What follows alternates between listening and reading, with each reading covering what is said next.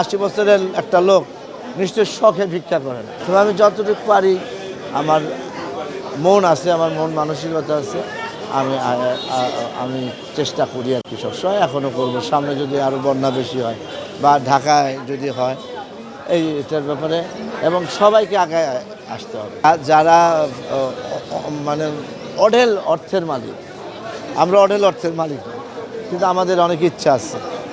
একজন ভিক্ষুক যখন 5 টাকা চায় আমি দিই। আমরা দেখছি যে ঘর বাড়ি ডুবে যাচ্ছে, ভেঙে যাচ্ছে, মানুষের সংসার শেষ হয়ে যাচ্ছে। সেই জায়গা থেকে আপনিও যদি কষ্ট উপলব্ধি করেছেন, কি বলতে চাই? আমি বলতে চাই যে এখন এখানে সহযোগিতা করা উচিত। আমি গতবার যখন বন্যা হলো ফেনীতে, আমি যতটুকু পেরেছি আমি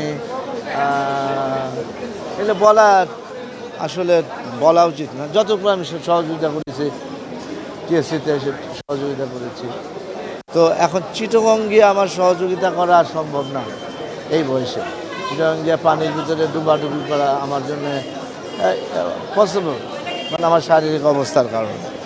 তো আমি যতটুকু পারি, আমার মন আছে, আমার মন মানসিকতা আছে, আমি আমি চেষ্টা করি আর কি, সবসময় এখনও করবো। সামনে যদি আরও বন্যা বেশি হয় বা ঢাকায় যদি হয় এটার ব্যাপারে, এবং সবাইকে আগে আসতে হবে, যে যতটুকু পারে। কিন্তু যাদের বেশি করে এগিয়ে আসা উচিত তারা আসতে চায় না। যারা মানে অঢেল অর্থের মালিক, আমরা অঢেল অর্থের মালিক, কিন্তু আমাদের অনেক ইচ্ছা আছে। একজন ভিক্ষুক যখন 5 টাকা চায় আমি দিই। কেন দেই?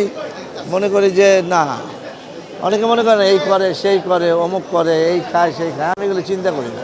আমি যদি অভাব আছে দেখি, তবে কিছুটা দেখে নিই। যে একটা ইয়াং ছেলে যদি আসা চায় তাহলে হয়তো আমি করি, কিন্তু একটা বৃদ্ধ 80 বছরের একটা লোক নিশ্চয়ই শখে ভিক্ষা করে না। এই জায়গাগুলি আমাদের চিন্তা করতে হবে এবং দেখতে হবে এবং বুঝতে হবে, এবং আমি তাকে যতটুকু পারি সহযোগিতা করি। এই কিছুদিন আগে আমি রাত 11:30 দিকে আমার গাড়িতে অনেক জ্যাম, হঠাৎ একজন ভিক্ষুক আসলো, পুরা 80 বছর হবে, যে কারণে আগের কথাটা বললাম। আমাকে বলে যে স্যার আমাদের কিছু টাকা দিবেন, সারাদিন ভাত খাই না। শব্দটা শুনে ভাল লাগে না, ভাত খাই না সারাদিন।